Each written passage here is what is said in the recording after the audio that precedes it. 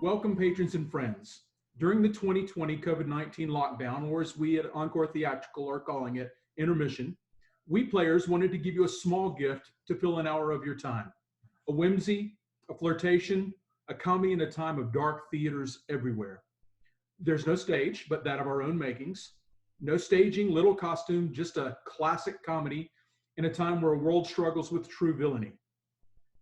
Would that the world's troubles could be so easily resolved, but I wax on.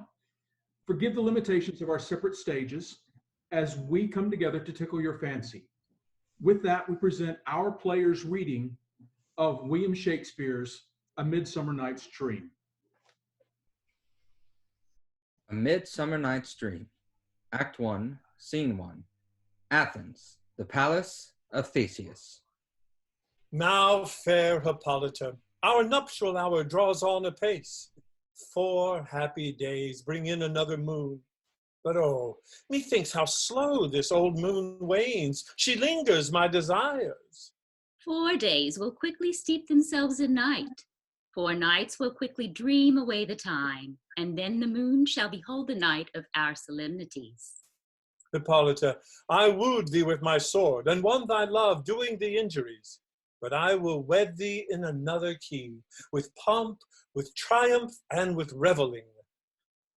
Enter Egeus, Hermia, Lysander, and Demetrius. Happy be Theseus, our renowned Duke. Thanks, good Egeus. What's the news with thee? Full of vexation I come, with complaint against my child, my daughter Hermia. Stand forth, Demetrius. My noble lord, this man hath my consent to marry her. Stand forth, Lysander. And my gracious Duke, this man hath bewitched the bosom of my child. Thou Lysander, thou hast given her rhymes and interchanged love tokens with my child. With cunning thou hast filched my daughter's heart. Turned her obedience, which is due to me, to stubborn harshness. And my gracious Duke, so be it so she will not here before your grace consent to marry with Demetrius. I beg the ancient privilege of Athens. As she is mine, I may dispose of her, which I shall either be to this gentleman or to her death, according to the law. What say you, Hermia? Be advised, fair maid, to you your father should be as a god. Demetrius is a worthy gentleman. So is Lysander. In himself he is, but in this kind, wanting your father's voice, the other must be held the worthier. I would my father looked but with my eyes. Rather your eyes must with his judgment look. I do entreat your grace to pardon me. I know not by what power I am made bold, nor how it may concern my modesty in such a presence here to plead my thoughts. But I beseech your grace that I may know the worst that may befall me in this case if I refuse to wed Demetrius. Either to die the death, or to abjure forever the society of men. Therefore, fair Hermia, question your desires. Know of your youth, examine well your blood, whether, if you yield not to your father's choice, you can endure the livery of a nun.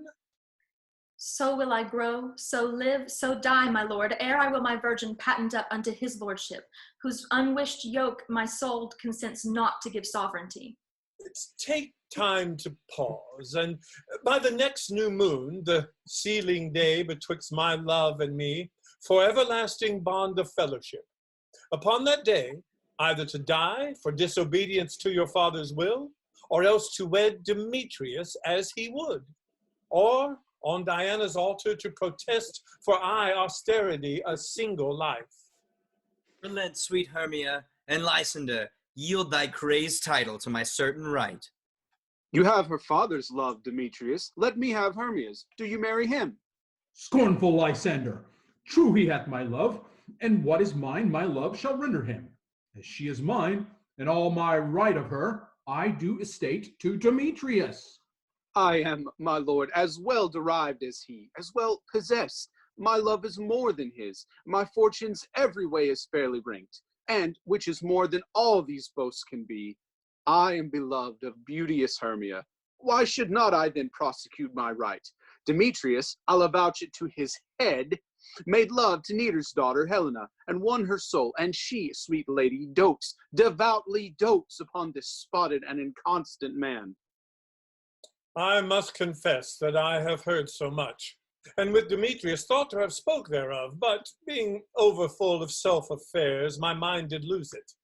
But Demetrius, come, and come, Egeus, you shall go with me. I have some private schooling for you both.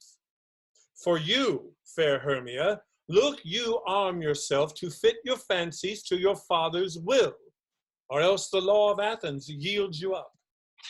With duty and desire, we follow you. Excellent. All but Lysander and Hermia. How now, my love? Why is your cheek so pale? How chance the roses there do fade so fast? Belike for want of rain, which I could well beteem them from the tempest of my eyes. Ay me, for aught that I could ever read, could ever hear by tale or history, the course of true love never did run smooth. Hear me, Hermia. I have a widow aunt, a dowager of great revenue, and she hath no child. From Athens is her house, remote 7 leagues, and she respects me as her only son. There, gentle Hermia, may I marry thee, and to that place the sharp Athenian law cannot pursue us. If thou lovest me, then, steal forth thy father's house tomorrow night, and in the wood, a league without the town, where I did meet thee once with Helena, to do observance to a morn of May, there will I stay for thee. My good Lysander, I swear to thee, by Cupid's strongest bow, tomorrow truly will I meet with thee. Keep promise, love. Look, here comes Helena. Enter Helena. Godspeed, fair Helena, whither away? Oh, you me, fair? That fair again unsay. Demetrius loves your fair. Oh, happy fair. Oh, were favor so, yours would I catch. Fair Hermia, ere I go, oh, teach me how you look, and with what art you sway the motion of Demetrius's heart. I frown upon him, yet he loves me still. That your frowns would teach my smiles such skill. I give him curses, yet he gives me love. Oh, that my prayers could such affection move. The more I hate, the more he follows me. The more I love, the more he hateth me. His folly, Helena, is no fault of mine. None but your beauty. Would that fault were mine. Take comfort. He no more shall see my face. Lysander and myself will fly this place. Helen, to you our minds we will unfold. Tomorrow night, a time that lovers' flights doth still conceal, through Athens' gates have we devised to steal. And in the wood, where often you and I upon faint primrose beds were wont to lie, there my Lysander and myself shall meet, and thence from Athens turn away our eyes. Farewell, sweet playfellow, pray thou for us, and good luck grant thee thy Demetrius. Keep word, Lysander, we must starve our sight from lovers' food till morrow deep midnight. I will, my Hermia. Helena, adieu, as you on him, Demetrius dote on you. Exit. How happy some or other some can be. For Athens I am thought as fair as she, but what of that? Demetrius thinks not so. For ere Demetrius looked on Hermia's eye, he hailed down oaths that he was only mine. And when this hail some heat from Hermia felt, so he dissolved, in showers of oaths did melt. I will go tell him of fair Hermia's flight, then to the wood will he tomorrow night pursue her. And for this intelligence, if I have thanks, it is a dear expense.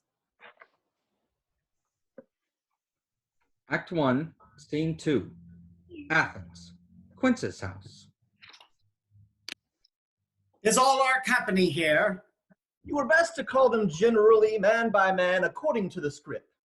Here is the scroll of every man's name, which is thought fit through all Athens to play at our interlude before the Duke and the Duchess on his wedding day at night.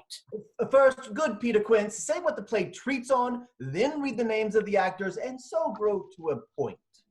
Merry our play is, the most lamentable comedy and most cruel death of Pyramis and Thisbe. Ooh, a very good piece of work, I assure you, and merry. Now, good Peter Quince, call forth your actors. By the scroll, masters, spread yourselves. Answer as I call you. Nick Bottom, the Weaver. Ready? Name what part I am for, and proceed. You, Nick Bottom, are set down for Pyramis. What is Pyramis? A lover or a tyrant? A lover that kills himself most gallant for love. Ooh, that will add some tears in the performing of it. If I do it, let the audience look to their eyes. I will move storms. I will condole in some measure. Francis Flute, the Bellows Meadow. Oh, here, Peter Quince. Flute, you must take Thisbe on you. What is Thisbe, a wandering knight? It is the lady that Pyramis must love. Nay, Faith, let me not play a woman. I have a beard coming on. That's all one. You shall play it in a mask, and you may speak as small as you will. And I may hide my face. Let me play Thisbe too. I'll speak in a monstrous little voice. Thisbe, Thisbe. Ah, Pyramis, lover dear, thy Thisbe dear, and lady dear. No, you must play Pyramis, and Flute, you Thisbe. Well, proceed. Robin Starveling, the tailor. Here, Peter Quince. Robin Starveling, you must play Thisbe's mother. Tom Snout, the tinker. Here, Peter Quince. You, Pyramis's father. Myself, Thisbe's father. Snug, the joiner. You, the lion's pot. And I hope here is a play fitted. Have you the lion's part written? Pray you, if it be, give it me, for I'm slow of study. You may do it extempore, for it is nothing but roaring. Oh, let me play the lion too. I will roar that it will do any man's heart good to hear me roar. I will roar that will make the Duke say, let him roar again, let him roar again. And you shall do it too terribly. You would fright the Duchess and the ladies, that they would shriek, and that were enough to hang us all. That would hang us.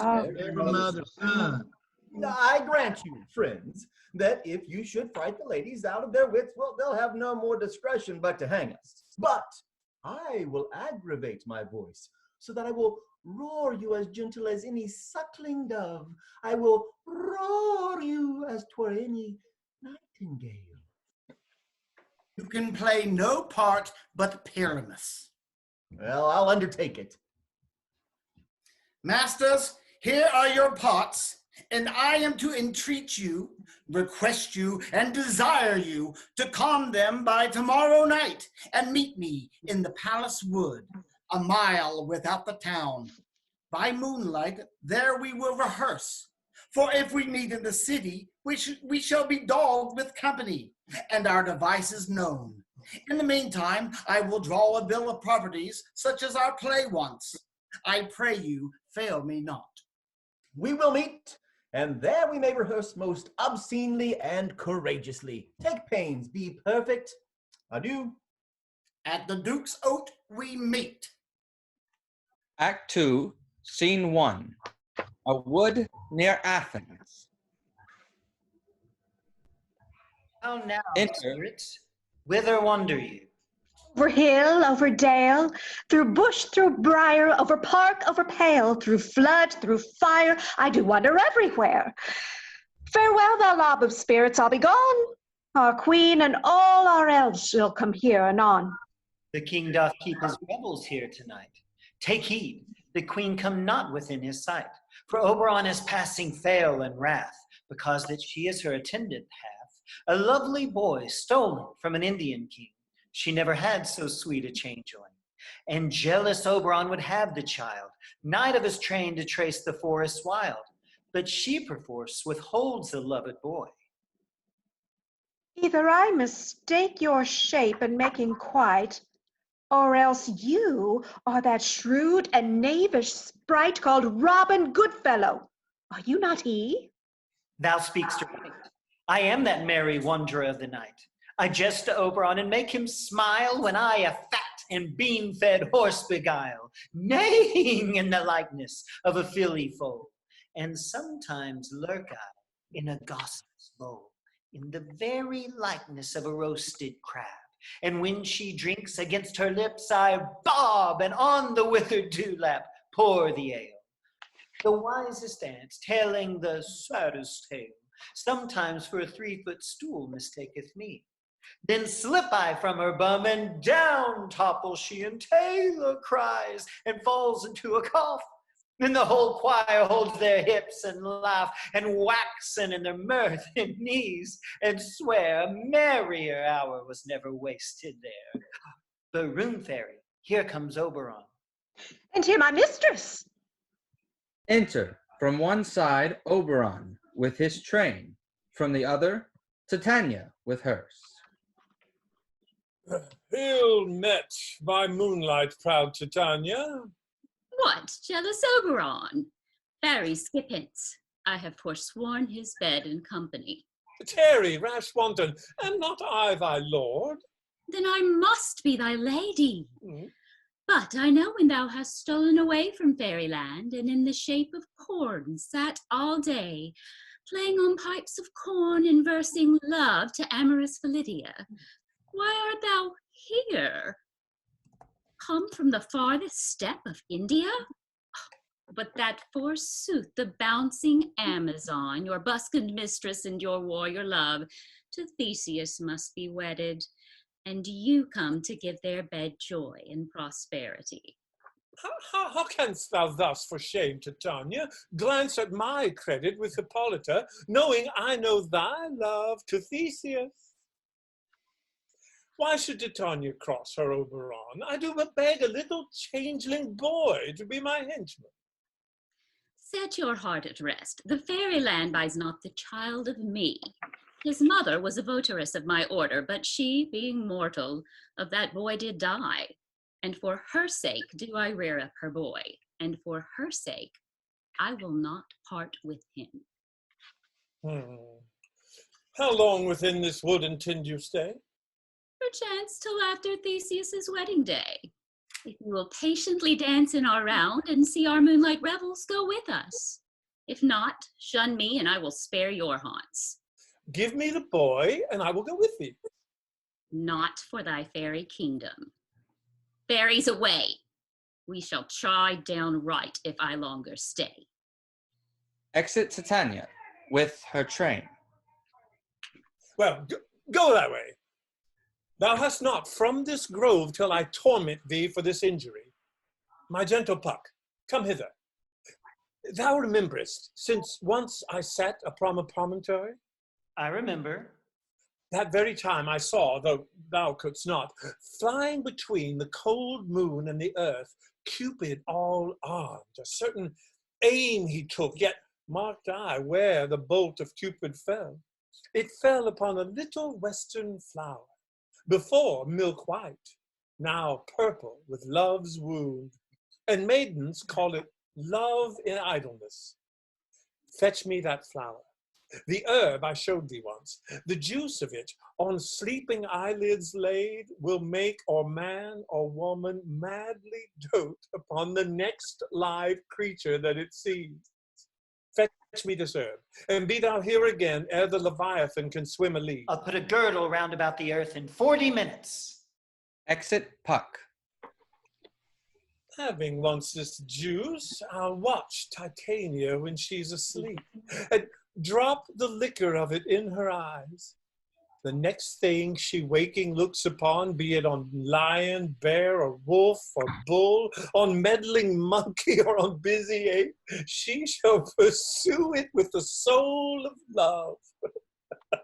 And ere I take his charm from her sight, as I can take it with another herb. I'll make her render up her page to me. But who comes here? I'm invisible. I will o'erhear this conversation. Enter Demetrius, Helena following him. I love thee not, therefore pursue me not. Where is Lysander and fair Hermia? The one I'll slay, the other slayeth me. Thou toldst me they were stolen unto this wood, and here I am, enwoed within this wood, because I cannot meet my Hermia. Hence, get thee gone, and follow me no more. You draw me, you hard-hearted adamant. Do I entice you? Do I speak you fair? Or rather, do I not, in plainest truth, tell you I do not, nor I cannot love you? And even for that, do I love you the more? I am your spaniel, and Demetrius, the more you beat me, I will fawn on you. Use me but as your spaniel, spurn me, strike me, neglect me, lose me. Only give me leave, unworthy as I am, to follow you. What worser place can I beg in your love? And yet a place of high respect with me, and to be used as you use your dog. Tempt not too much the hatred of my spirit, for I am sick when I do look on thee. I'm sick when I look not on you. You do impeach your modesty too much. To leave the city and commit yourself into the hands of one that loves you not? To trust the opportunity of night and the ill counsel of a desert place with the rich worth of your virginity. Your virtue is my privilege, for that it is not night when I do see your face. Therefore I think I am not in the night, nor doth this wood lack worlds of company. For you, in my respect, are all the world. Then how can it be said that I am alone when all the world is here to look on me? I will not stay thy questions. Let me go. Or if thou follow me, do not believe, but I shall do thee mischief in the wood. Your wrongs do set a scandal on my sex. We cannot fight for love as men may do. We should be wood, and we're not made to woo. Exit Demetrius. I'll follow thee and make a heaven of hell, to die upon the hand I love so well. Exit. Fare thee well, nymph. Ere he do leave this grove, thou shalt fly him, and he shall seek thy love. Hast thou the flower there? Welcome, wanderer. Aye, there it is. I pray thee, give it me. And with the juice of this, I'll streak her eyes and make her full of hateful fantasies. Take thou some of it, and seek thou through this grove. A sweet Athenian lady is in love with a disdainful youth. Anoint his eyes, but do it when the next thing he espies may be the lady. Thou shalt know the man by the Athenian garments he hath on, affected with some care that he may prove more fond on her than she upon her love. And look thou meet me ere the first cock crow. Fear not, my lord, your servant shall do so. Excellent. Act 2, Scene 2. Another part of the wood. Come, now a roundel and fairy song. Hence away. Now all is well. One aloof, stand sentinel. Excellent fairy. Titania sleeps. Enter Oberon and squeezes the flower on Titania's eyelashes. What thou seest when thou dost wake, do it for thy true love take. Love and languish for his sake, be it ounce or cat or bear, pard or boar with bristled hair in thy eye that shall appear when thou wakest. It is thy dear. Wake when some vile thing is near. Exit. Enter Lysander and Hermia. Fair love, you faint with wandering in the wood, and to speak troth, I have forgot our way. Will rest us, Hermia, if you think it good, and tarry for the comfort of the day. Be it so, Lysander. Find you out a bed, for I upon this bank will rest my head. One turf shall serve as pillow for us both, one heart, one bed, two bosoms, and one troth. Nay, good Lysander, for my sake, my dear, lie further off yet. Do not lie so near. Oh, take the sense, sweet, of my innocence. Love takes the meaning in love's conference. I mean that my heart unto yours is knit, so that but one heart we can make of it. Then by your side no bedroom me deny. Lysander riddles very prettily. But, gentle friend, for love and courtesy lie further off. In human modesty, such separation as may well be said becomes a virtuous bachelor and a maid. So far be distant, and good night, sweet friend. Thy love ne'er alter till thy sweet life end. Amen, amen, to that fair prayer say I, and then end life when I end loyalty. I, here is my bed. Sleep, give thee all his rest. They sleep. Enter Puck. Through the forest have I gone, but Athenian found I none, on whose eyes I might approve this flower's force in stirring love. Night in silence, who is here? Reeds of Athens he doth wear. This is he, my master said, despise the Athenian maid. And hear the maiden sleeping sound on the dank and dirty ground. Pretty soul, she durst not lie near this lack love, this kill courtesy. Churl upon the eyes I throw all the power this charm doth owe. And when thou wakest, let love forbid sleep his seat on thy eyelid. So awake when I am gone, for I must now to Oberon. Exit Puck. Enter Demetrius, Helena, running. Stay, though thou kill me, sweet Demetrius. I charge thee hence, and do not haunt me thus. Oh, wilt thou, darkling, leave me? Do not so. Stay on thy peril, I alone will go. Exits.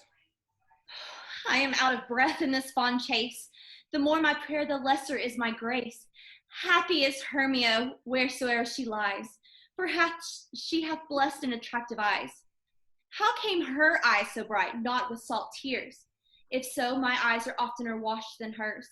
No, I'm as ugly as a bear, for beasts that meet me run away for fear. Therefore no marvel though Demetrius do, as the monster fly my presence thus. What wicked and dissembling glass of mine made me compare with Hermia's fiery eyne? But who is here? Lysander? On the ground? Dead? Or asleep? I see no blood, no wound.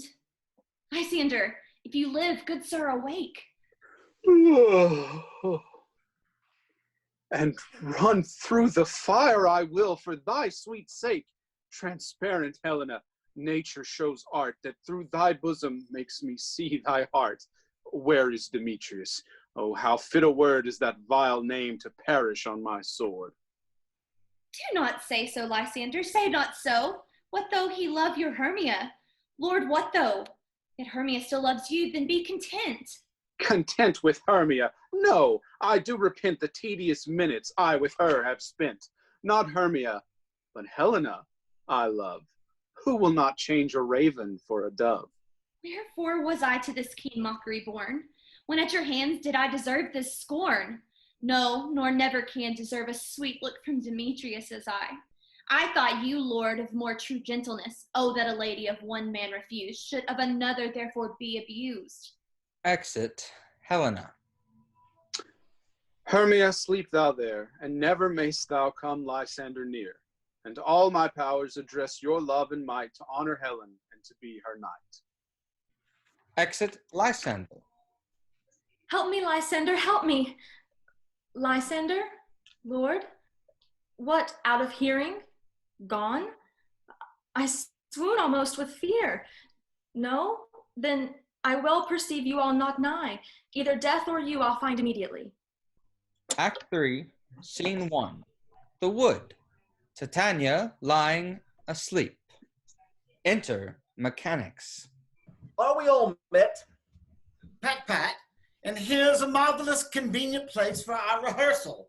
This green plot shall be our stage, this hawthorn brake our towering house, and we will do it in action as we will do it before the Duke. Peter, Quince. What sayest thou, bully bottom? There are things in this comedy of Pyramis and Thisbe that will never please. First, Pyramis must draw a sword to kill himself, which the ladies cannot abide. How answer you that? I believe we must leave the killing out when all is done. Not a whit. I have a device to make all well. Write me a prologue, and let the prologue seem to say that we will do no harm with our swords, and that I, Pyramis, am not killed indeed, and for the more better assurance, tell them that I, Pyramis, am not Pyramis, but Bottom the Weaver. This will put him out of fear. Well, we will have such a prologue, and it shall be written in 8 and 6. No, let it be written in 8 and 8. Will not the ladies be afeard of a lion? Oh, I fear it, I promise you. Masters, you ought to consider with yourselves. To bring in, God shield us, a lion among ladies is a most dreadful thing, for there is not a more fearful wildfowl than your lion living, and we ought to look to it. Therefore, another prologue must tell he is not a lion. Nay, you must name his name, and he himself must speak, and saying thus, if you think I come hither as a lion, it were pity on my life. No, I am no such thing. I am a man, as other men are. And there indeed let him name his name, and tell them plainly that he is Snug, the joiner. If that may be, then all is well. Come, sit down, every mother's son, and rehearse your parts. Pyramis, begin. When you have spoken your speech, enter into that break. And so everyone according to his cue. Enter Puck. What hempen homespuns have we swaggering here, so near the cradle of the fairy queen? What, a play toward? I will be an auditor, an act or two perhaps, if I see cause. Speak, Pyramis. Thisbe, stand forth. Thisbe, Thisbe, the flowers of Odious, savor sweet. Odors, odors, odors, odors, savor sweet. So hath thy breath, my dearest Thisbe dear. But hark, I hear a voice. Stay thou but here a while, and by I will appear to thee. Exit Bottom. A stranger Pyramis than e'er played here. Exit Puck. Must I speak now? Aye, Mary, you must, for you must understand, he goes, but to see a noise that he heard, and is to come again.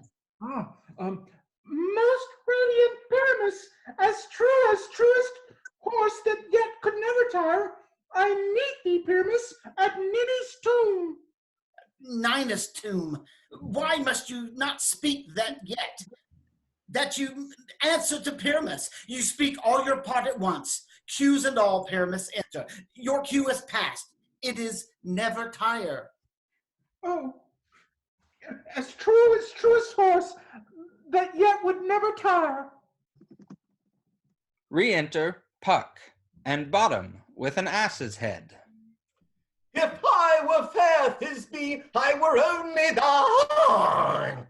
Oh, monstrous! Oh, strange! Are we haunted? Pray, masters, fly, masters, help! Excellent mechanics. I will follow you. I'll lead you about around, through bog, through bush, through brake, through briar. Sometimes a horse I'll be, sometimes a hound, a hog, a headless bear, sometimes a fire, and neigh, and bark, and grunt, and roar, and burn, like horse, hog, hound, bear, fire at every turn. Exit Puck. Wow! Did they run away from me? This is a knavery of them to make me afeard. Bottom? Thou art changed. What do I see on thee? What do you see, huh? You see an ass head of your own, do you? Oh, bless thee, Bottom, bless thee. Thou art translated. I see their knavery. This is to make an ass of me, to fright me if they could. But I will not stir from this place, do what they can. I will walk up and down here, and I will sing that they shall know that I am not afraid.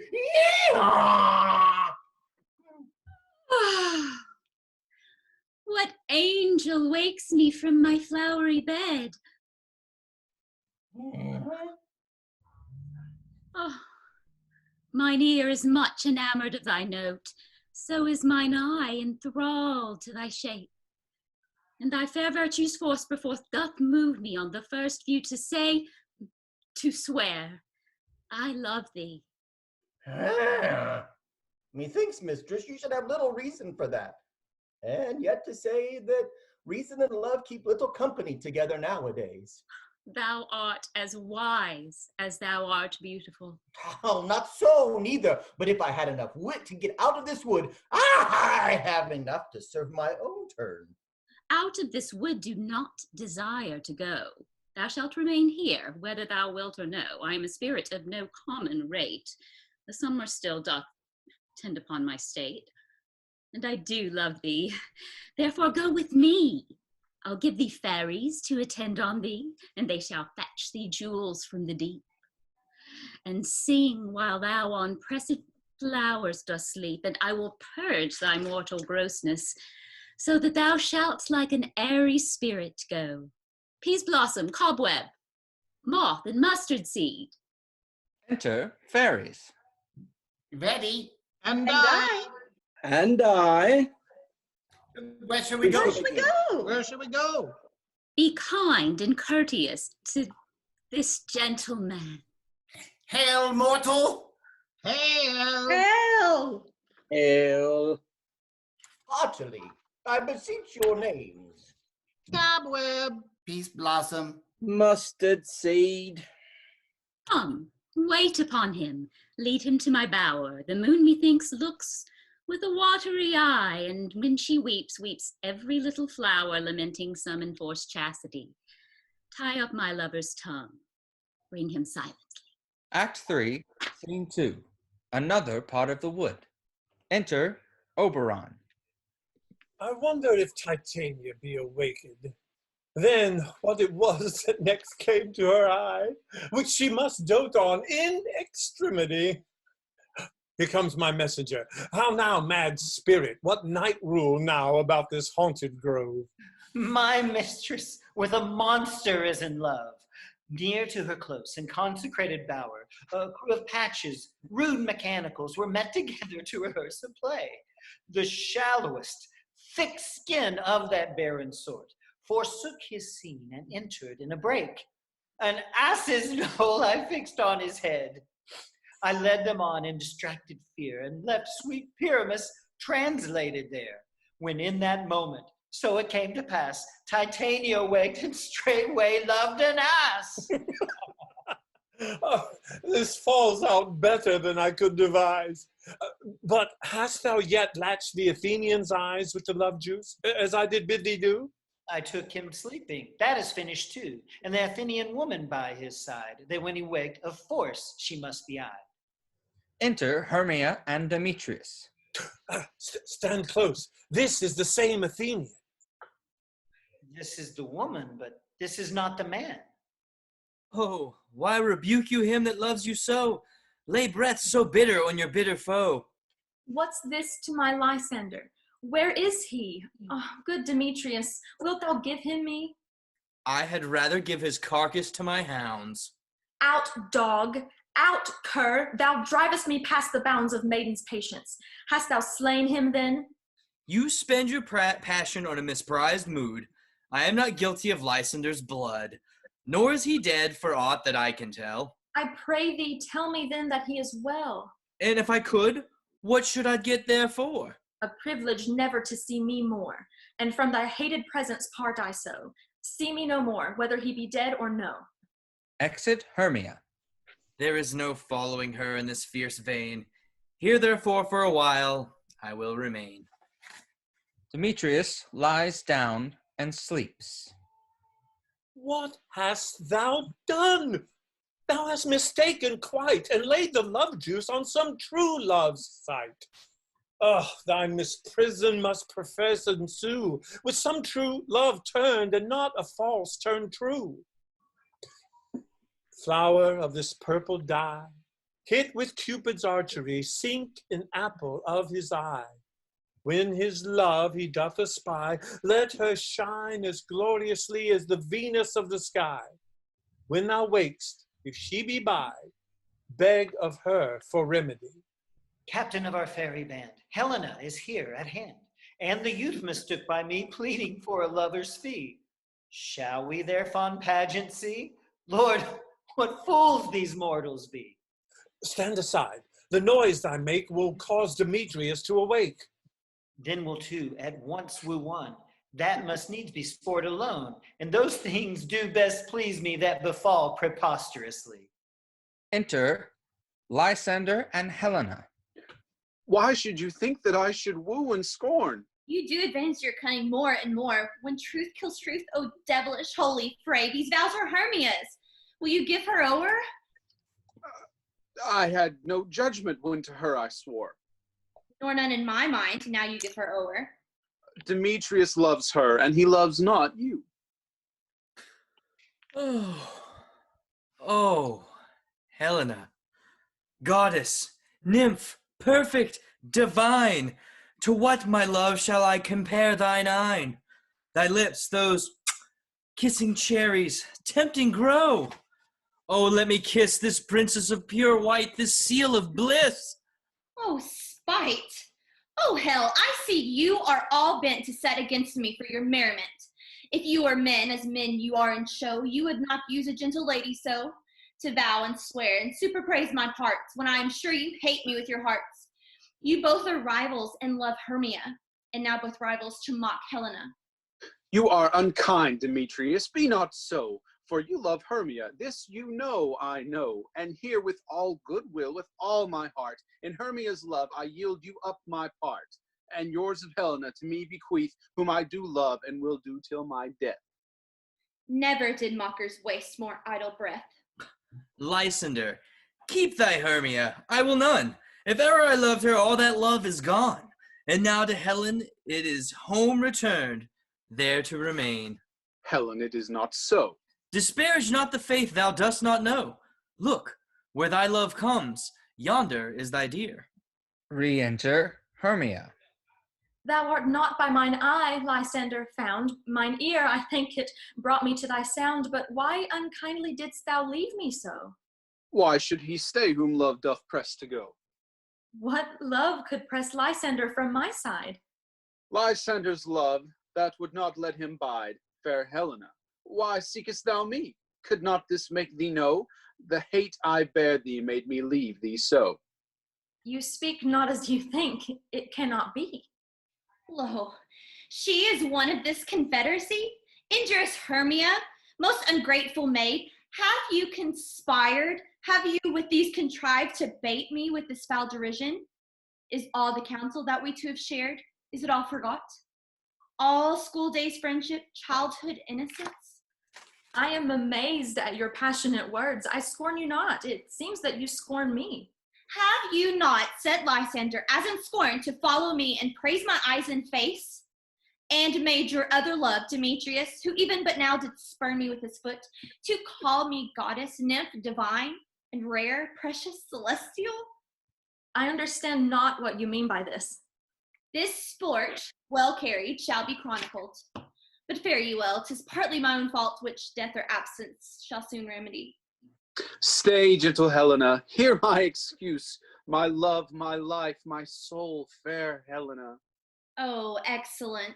Sweet, do not scorn her so. I say I love thee more than he can do. If thou say so, withdraw and prove it too. Quick, come! Lysander, whereto tends all this? Hang off, thou cat, thou burr, vile thing. Let loose, or I will shake thee from me like a serpent. Why are you grown so rude? What change is this? Sweet love. Thy love. Out, tawny Tartar, out. Out, loathed medicine, hated potion, hence. Do you not jest? Yes, soothe, and so do you. Demetrius, I will keep my word with thee. I would I had your bond, for I perceive a weak bond holds you. I'll not trust your word. What, should I hurt her? Strike her, kill her dead? Although I hate her, I'll not harm her so. What? Can you do me greater harm than hate? Am not I Hermia? Are not you Lysander? I am as fair now as I was erewhile. Be certain, 'tis no jest, that I do hate thee and love Helena. Oh me. You juggler, you canker blossom, you thief of love. What, have you come by night and stolen my love's heart from him? Fine faith, have you no modesty, no maiden shame, no touch of bashfulness? What, will you tear impatient answers from my gentle tongue? Fie, you counterfeit, you puppet. Puppet? Why so? Aye, that way goes the game. Now I perceive that she hath made compare between our statures. She hath urged her height, because I am so dwarfish and so low, but that my nails can reach unto thine eyes. I pray you, though you mock me, gentlemen, let her not hurt me. I am a right maid for my cowardice. Let her not strike me. You perhaps may think because she is something lower than myself that I can match her. Lower! Hark, again! Be not afraid. She shall not harm thee, Helena. No, sir, she shall not, though you take her part. Oh, when she's angry, she is keen and shrewd. She was a vixen when she went to school, and though she be but little, she is fierce. Little again, nothing but low and little. Why will you suffer her to flout me thus? Let me come to her. Get you gone, you dwarf, you minimus of hindering not grass maid, you bead, you acorn.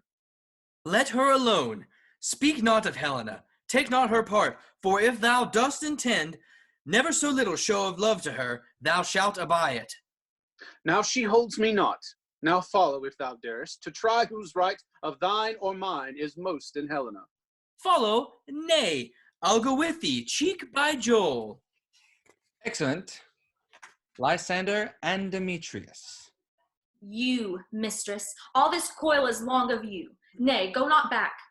Your hands than mine are quicker for a fray. My legs are longer, though, to run away. Exit Helena. I am amazed and know not what to say. Exit Hermia.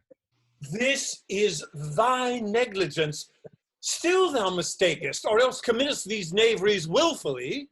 Believe me, King of Shadows, I mistook. Did you not tell me I should know the man by the Athenian garment he had on? And so far, blameless proves my enterprise, that I have anointed an Athenian's eyes. And so far, I am glad it did sort, as this their jangling I esteem a sport. Thou seest these lovers seek to place a fight. Hie, therefore, Robin, o'ercast the night, then crush this herb into Lysander's eye. When they next wake, all this derision shall seem a dream and fruitless vision. Whilst I in this affair do thee employ, I'll to my queen and beg her Indian boy. And then I will her charmed eye release from monsters' view, and all things shall be peace. My fairy lord, this must be done with haste. Exit Oberon. Up and down, up and down. I will lead them up and down. I am feared in field and town. Goblin, lead them up and down. Here comes one. That fallen am I in dark, uneven way, and here will rest me. Lysander lies down. Sleeps. Re-enter Puck and Demetrius. Faintness constraineth me to measure out my length on this cold bed. By day's approach, look to be visited. Demetrius lies down and sleeps. Re-enter Helena. Oh, weary night, and sleep. Still me a while from mine own company. Helena lies down and sleeps. Yet but three? Come one more. Two of both kinds make up four. Here she comes, cursed and sad. Cupid is a knavish lad, thus to make poor females mad. Re-enter Hermia. Here will I rest me till the break of day. Heavens shield Lysander, if they mean a fray. Hermia lies down and sleeps.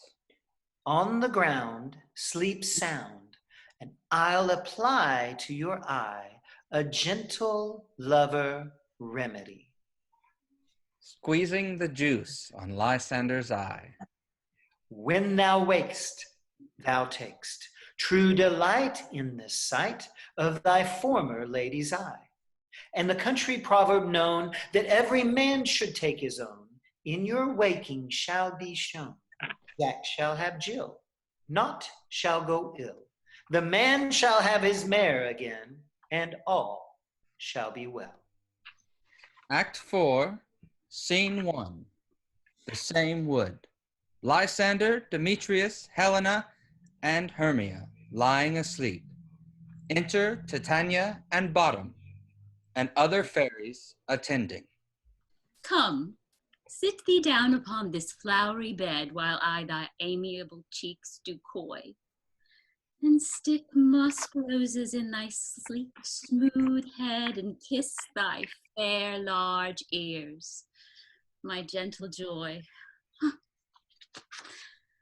What?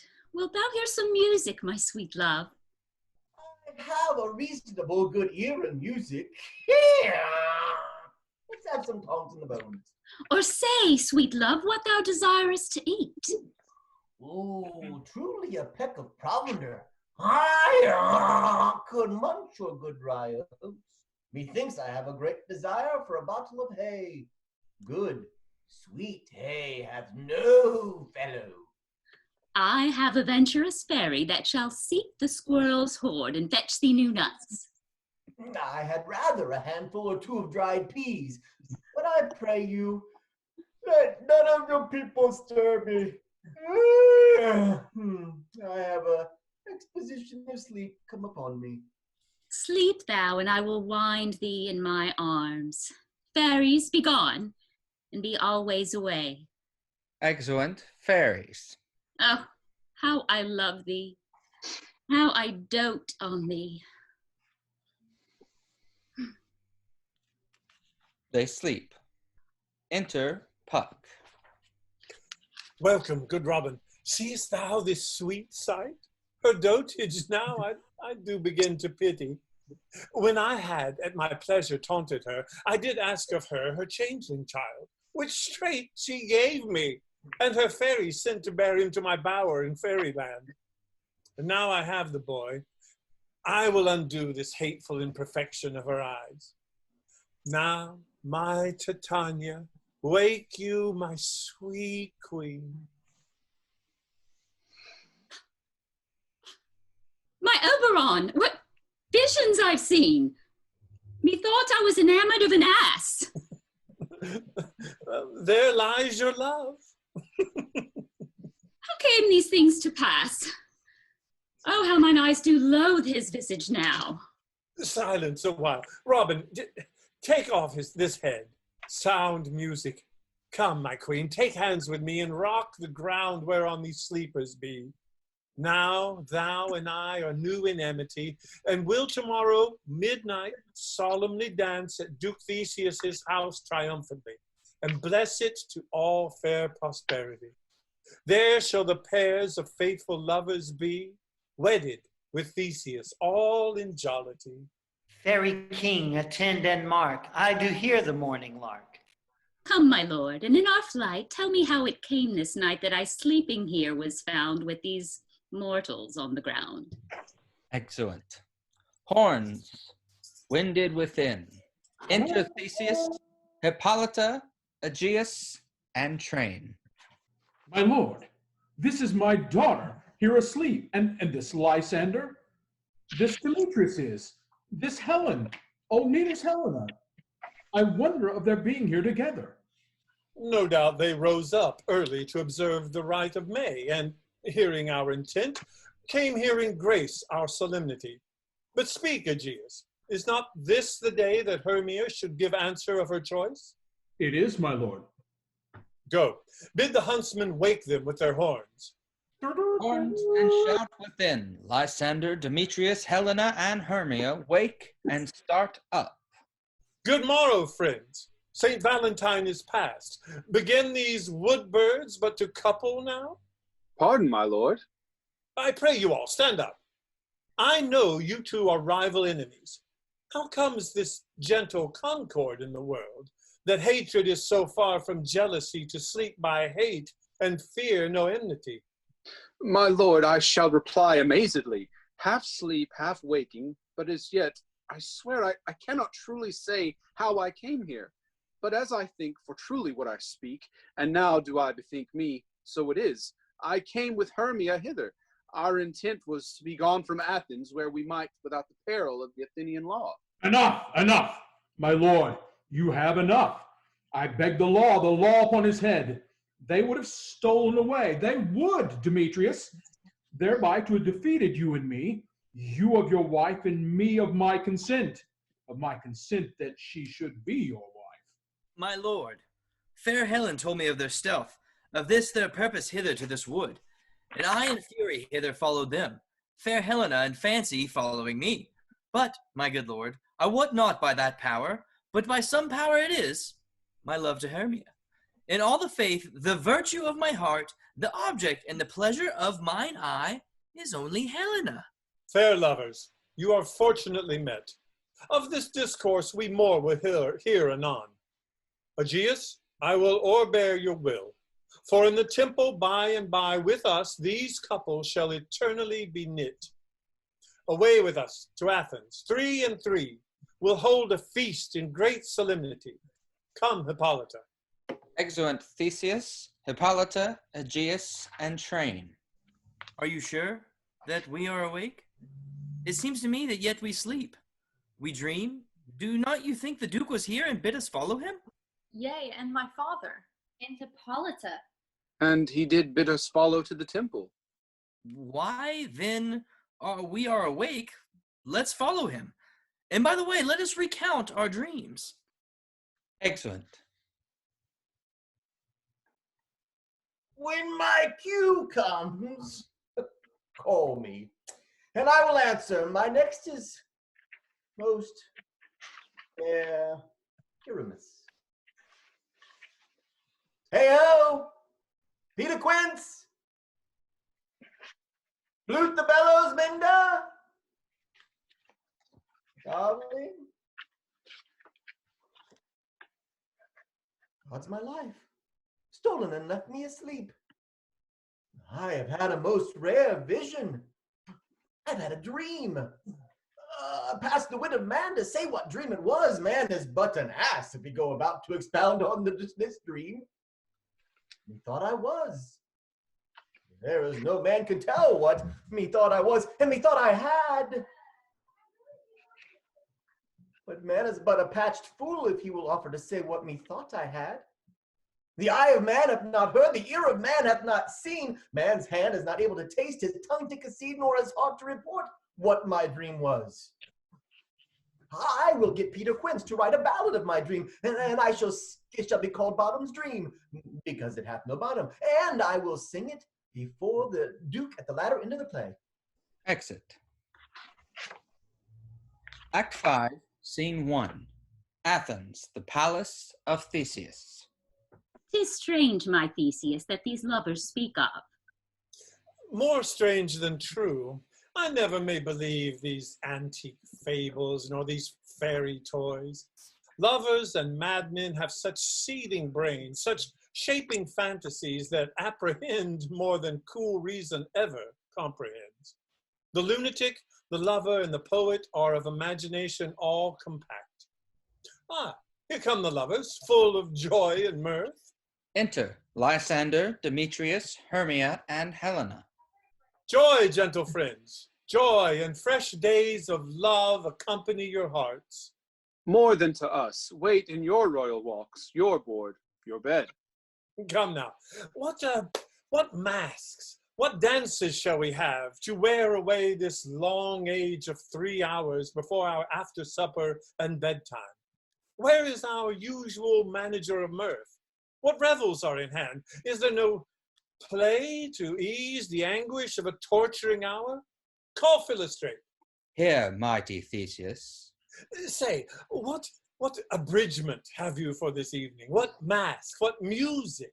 How shall we beguile the lazy time, if not with some delight? There is a brief, how many sports and ripe. Make choice of which your highness will see first. The battle with the centaurs to be sung by an Athenian eunuch to the harp. Well, none of that. That have I told my love in glory of my kinsman Hercules. The riot of the tipsy Bacchanals tearing the Thracian singer in their rage. Oh, that's an old device, and it was played when I was from Thebes, came last as conqueror. And a tedious, brief scene of young Pyramis and his love Thisbe, very tragical mirth. Merry, tragical, tedious, and brief?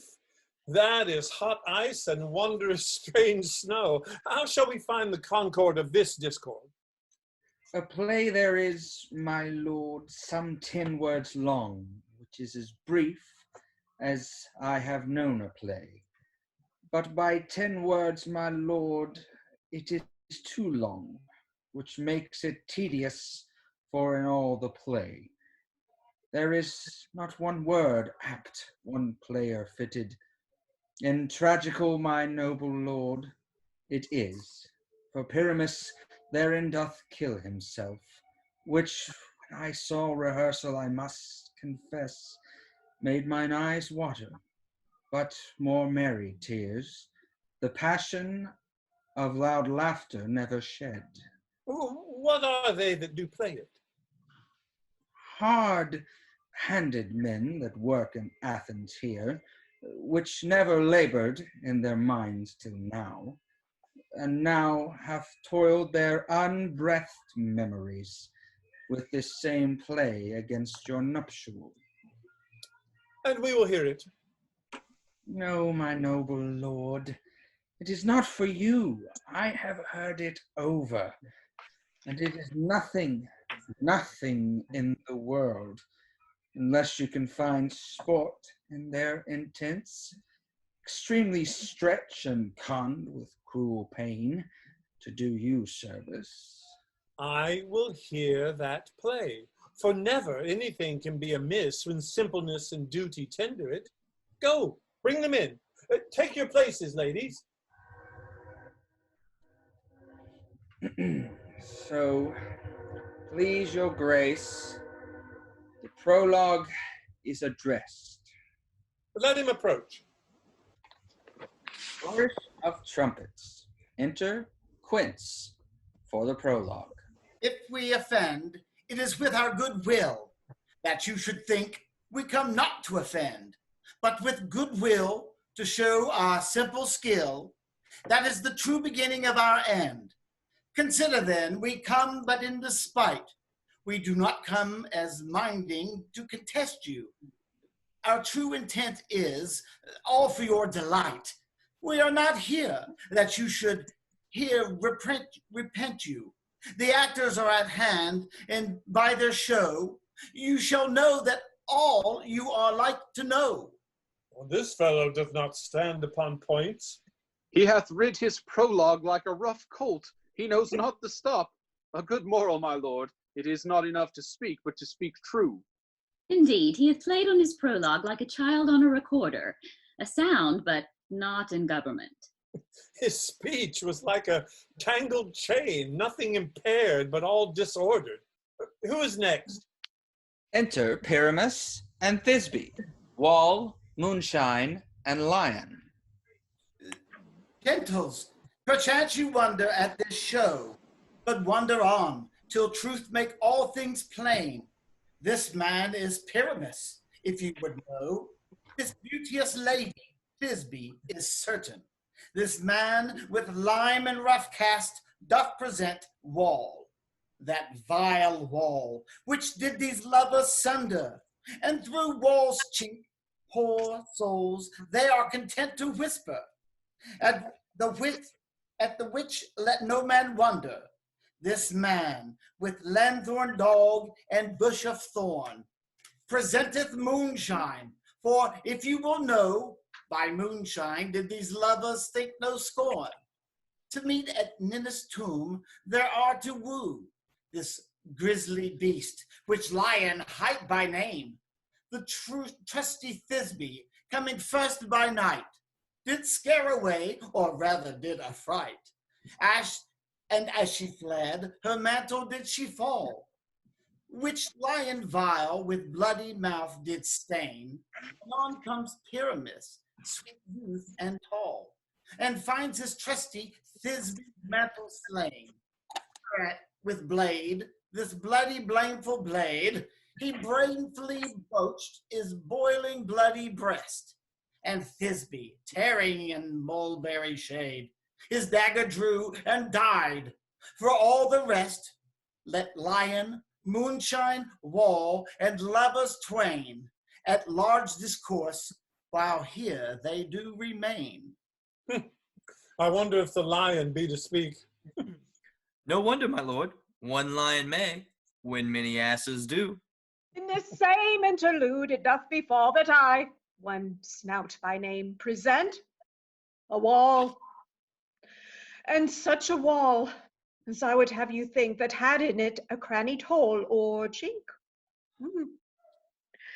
through which the lovers Pyramis and Thisbe did whisper often very secretly. This loam, this rough cast, and this stone doth show that I am that same wall. The truth is so, and this the cranny is, right and sinister, through which the fearful lovers are to whisper. Would you desire Lime and Hair to speak better? It is the wittiest partition that I have ever heard discourse, my lord. Oh, Pyramis draws near the wall. Silence. Oh, grim-looked night! Oh, night, with hue so black! Oh, night, whichever art, when day is not! Oh, night, alack, alack, alack! I fear my Thisbe's promise is forgot. And thou, O wall, O sweet and lovely wall, that stands between her father's ground and mine, thou, O wall, O sweet and lovely wall, show me thy cheek to blink through with mine eye. What chink? Thanks, courteous wall. Jove shield thee well for this. But what see I? No Thisbe do I see. Oh, wicked wall, who stands cursed be thy stones for thus deceiving me. The wall, methinks, being sensible, should curse again. No, in truth, sir, he should not. Deceiving me is Thisbe's cue. She is to enter now, and I am to spy her through the wall. You shall see it, Volpat, as I told you. Yonder she comes. Enter Thisbe. O wall, O wall, full hast thou heard my mourn, for parting my fair Pyramis and me, my cherry lips have oft kissed thy stones with lime and hair knit up in me. I see a voice. Now I will to the chink, to spy I can hear my Thisbe's face. My love, my lord, my love, I think. Think what thou wilt, I am thy lover's grace. Oh, kiss me through the hole of this vile wall. I kiss the hole's wall, not thy lips at all. What, wilt thou to Ninny's tomb meet me straightway? Tide life, tide death, I come, not without delay. Excellent. Pyramis and Thisbe. Thus have I, wall, my part discharged so, and being done, thus wall away doth go. This is the silliest stuff that ever I heard. The best of this kind are but shadows, and the worst are no worse, if imagination amend them. It must be your imagination then, and not theirs. If we imagine no worse for them than they are themselves, they may pass for excellent men. Here come two noble beasts in, a man and a lion. Enter Lion and Moonshine. You ladies, you whose gentle hearts do fear the smallest monstrous mouse that creeps on floor, may now perchance both quake and tremble here, when lion rough in wildest rage doth roar. Then know that I one Snug the joiner am, a lion fell, nor else no lion damn.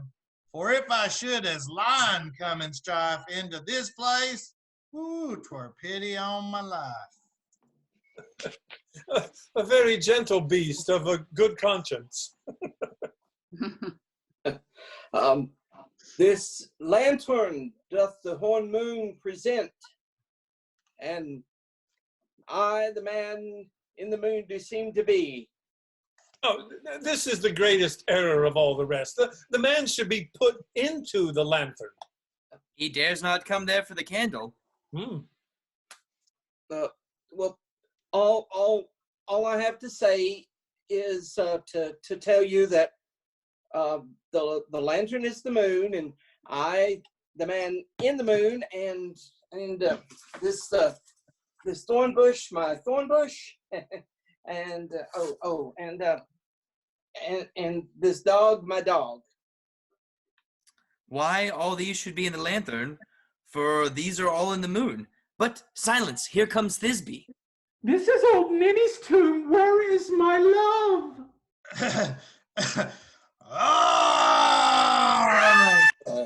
Thisbe runs off. Well roared, lion. Well run, Thisbe.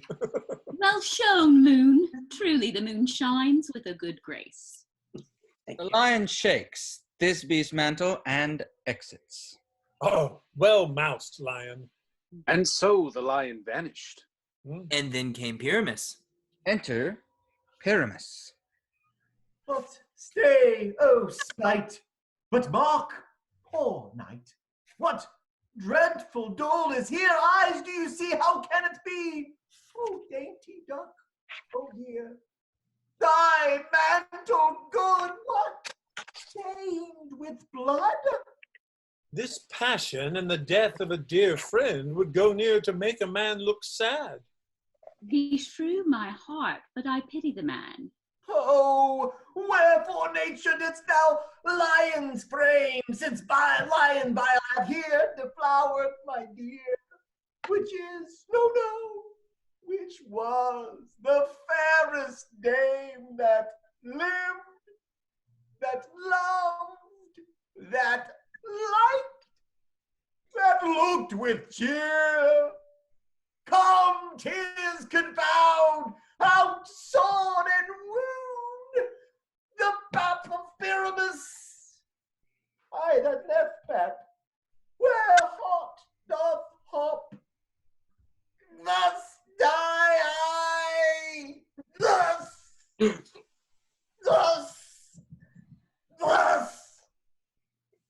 Now am I dead? Now am I fled? My soul is in the sky. Tongue, lose thy light. Moon, take flight.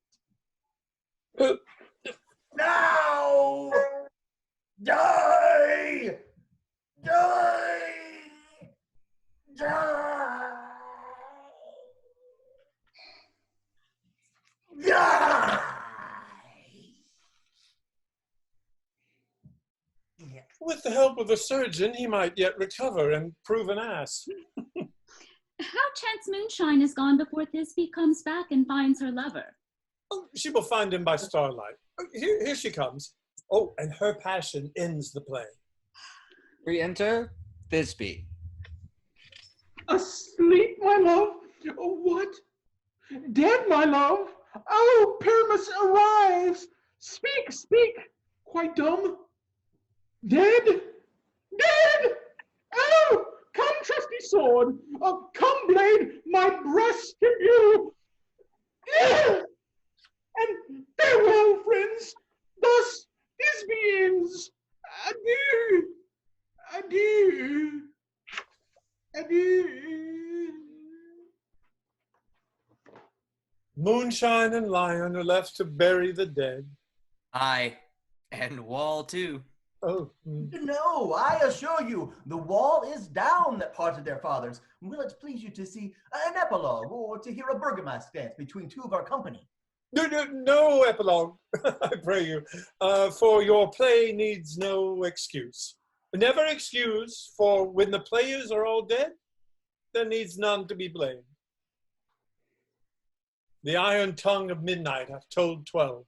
Lovers, to bed, 'tis almost fairy time. Enter Puck, Oberon, and Titania. Through the house give gathering light, by the dead and drowsy fire. Every elf and fairy sprite hop as light as bird from briar, and this ditty, after me, sing and dance it trippingly. First, rehearse your song by rote, to each word a warbling note. Hand in hand, with fairy grace, will we sing and bless this place. Now, until the end of day, through this house, each fairy stray. To the best bred bide will we, which by us shall blessed be. And the issue there create ever shall be fortunate. So shall all the couples three ever true in loving be. Trip away, make no stay, meet me all by break of day. If we shadows have offended, think but this, and all is mended, that you have but slumbered whilst these visions did appear. And this weak and idle theme is no more yielding, but a dream. Gentles, do not reprehend. If you pardon, we will mend. And as I am an honest puck, if we have unearned luck now to scape the serpent's tongue, we will make amends ere long. Else the puck a liar call. So good night unto you all. Give us your hands if we be friends, and Robin shall restore amends.